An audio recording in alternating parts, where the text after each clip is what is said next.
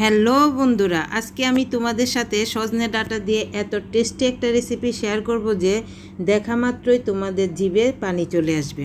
দুপুরে খাবার প্লেটে এই রেসিপিটি থাকলে এক পদে প্লেটের ভাত শেষ হয়ে যাবে, এটা আমি গ্যারান্টি দিচ্ছি। আমি তো অপেক্ষায় থাকি কখন বাজারে সজনে ডাঁটা আসবে আর আমি এই রেসিপিটি তৈরি করব। আশা করছি তোমাদের কাছেও ভালো লাগবে। তাহলে চলো দেখতে থাকো আমি কিভাবে কি করছি। আজকে রেসিপি তৈরির জন্য অফকোর্স লাগছে সজনে ডাঁটা দেখো আমি এখানে প্রথমে উপরে সবুজ অংশটা ফেলে দিয়ে তারপর আবার ভিতরের যে শক্ত আঁশটা থাকে সেটাও ফেলে দিয়েছি এবং খুব সুন্দর করে পরিষ্কার করে ধুয়ে নিয়েছি। আর সজনে ডাঁটাগুলো আমি ছোট ছোট টুকরো করে কেটে নিয়েছি। আশা করি তোমরা স্ক্রিনে দেখেই বুঝে নিয়েছো।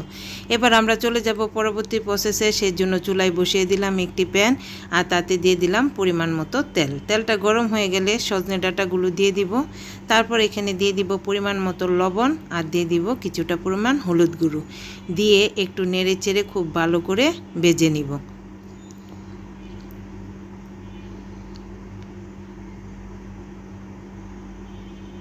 সজনে ডাঁটাগুলো নেড়ে চেড়ে সামান্য একটু ভেজে নিয়ে তারপর পানি দিয়ে সিদ্ধ করার জন্য আমরা ঢেকে দিব। 3 থেকে 4 মিনিটের মতো ঢেকে রান্না করলেই সজনে ডাঁটাটা সিদ্ধ হয়ে যাবে। তাহলে ফিরে আসছি 3 থেকে 4 মিনিট পর। 3 থেকে 4 মিনিট পর দেখো আমার সজনে ডাঁটাটা খুব সুন্দর করে সিদ্ধ করা হয়ে গেছে। আবার যেন বেশি সিদ্ধ না হয়ে যায় সেই দিকেও কিন্তু খেয়াল রাখতে হবে। সজনে ডাঁটাটা বেশি সিদ্ধ হয়ে গেলে সবগুলো খুলে যাবে, তখন আর খেতে ভালো লাগবে না। তো সজনে ডাঁটাটাকে আবারও নেড়ে চেড়ে একটু ভেজে নিব, তারপর একটি প্লেটে তুলে রাখবো।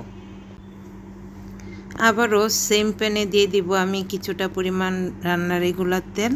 আর তেলটা গরম হয়ে গেলে এখানে প্রথমে দিয়ে দিব আমি রসুন কুচি। রসুন কুচিটা দিয়ে নেড়ে চেড়ে ভেজে নিব।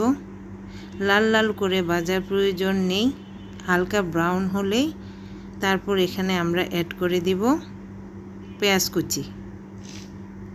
এই রেসিপিটাতে পেঁয়াজ কুচির পরিমাণ একটু বেশিই লাগে। পেঁয়াজ কুচিটা দিয়ে আবারও নেড়ে চেড়ে হালকা বাদামি করে ভেজে নিব। খুবই টেস্টি এই রেসিপিটা, তোমরা একবার বাড়িতে ট্রাই করতে পারো, তাহলে বুঝতে পারবে যে আমার কথায় ও কাজে ঠিক কতটা মিল। তো পেঁয়াজ কুচি আর রসুন কুচি হালকা বাদামি করে ভেজে নিয়েছি। এবার এখানে আমরা অ্যাড করে দিব টমেটো কুচি।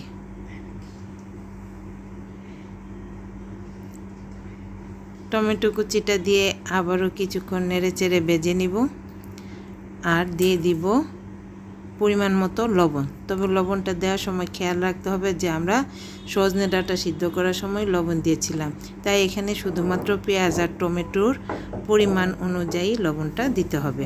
আর লবণটা দিলে টমেটোটা খুব তাড়াতাড়ি সিদ্ধ হয়ে যাবে। তো আমার টমেটোটা নরম হয়ে গেছে। এবার এখানে আমি দিয়ে দিব আগে থেকে ধুয়ে গরম জল দিয়ে ধুয়ে পরিষ্কার করে রাখা শীতল শুটকি। আমরা এটাকে শীতল বাঁশপাতা শুটকি বলি, তোমরা কী নামে জানো সেটা কমেন্ট করে জানিও। তো এবার শুটকিটাকে আমি পেঁয়াজ রসুনের সাথে খুব ভালো করে ভেজে নিব। আর যখন শুটকিটা নরম হয়ে যাবে তখন দেখবে এই শুটকিটার মাঝখানে একটা বড় কাঁটা থাকে, সেই কাঁটাটা আমি তুলে ফেলে দিব। দেখতে পাচ্ছ স্কিনে আমি কিভাবে বড় কাঁটাটা আলাদা করে নিচ্ছি। এভাবে 2টা শুটকি থেকে আমি বড় কাঁটাটা ফেলে দিব, এতে করে আর খাওয়ার সময় কোনো ভেজাল থাকবে না। তো কাঁটাটা ফেলে দিলাম। এবার আবারও নেড়ে চেড়ে শুটকিটা খুব ভালো করে ভেজে নিব। আর দিয়ে দিব কিছু মশলা, যেমন দিয়ে দিলাম 1/2 চামচ হলুদ গুঁড়ো আর 1 চামচ মরিচ গুঁড়ো। এই মশলাগুলো দিয়ে আবারও নেড়ে চেড়ে খুব ভালো করে ভেজে নিব। এই রান্নাটাতে কোনো রকম পানি ইউজ করার প্রয়োজন নাই, পানি ছাড়াই খুব ভালো করে মশলাটা কষানো হয়ে যাবে। সব কিছু যখন খুব ভালো করে ভাজা ভাজা হয়ে যাবে তখন আমরা এখানে দিয়ে দিব আগে থেকে সিদ্ধ করে ভেজে নেওয়া সজনে ডাঁটা। সজনে ডাঁটাকে দিয়ে খুব আলতো হাতে সজনে ডাঁটাটা মশলার সাথে মিশিয়ে নিতে হবে। আমি আবারও বলছি, আগেও বলেছি, ডাঁটাটা যেন ভেঙে না যায় সেদিকে কিন্তু খেয়াল রাখতে হবে। তো খুব আলতো হাতে সজনে ডাঁটাটা মশলার সাথে আমি মিশিয়ে দিচ্ছি। আর সব কিছু যখন খুব ভালো করে মিশানো হয়ে যাবে তখনই প্রস্তুত হয়ে যাবে আমাদের আজকের রেসিপি।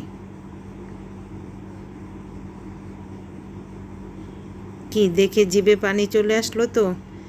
এই রেসিপিটি যে কি পরিমাণ সুস্বাদু হয় এটা কিন্তু তোমরা ঘরে তৈরি করলে তবেই বুঝতে পারবে। আমার রেসিপিটি পরিবেশনের জন্য একেবারেই প্রস্তুত হয়ে গেছে। তোমাদের কাছে ভালো লাগলে লাইক কমেন্ট শেয়ার করে দিও। আমার চ্যানেলটাকে সাবস্ক্রাইব এবং পেজটাকে ফলো করে দেওয়ার জন্য তোমাদের কাছে অনুরোধ রইল। তাহলে দেখা হবে পরবর্তী নতুন কোনো ভিডিওতে। ততদিন পর্যন্ত ভালো থেকো। Tata, bye bye.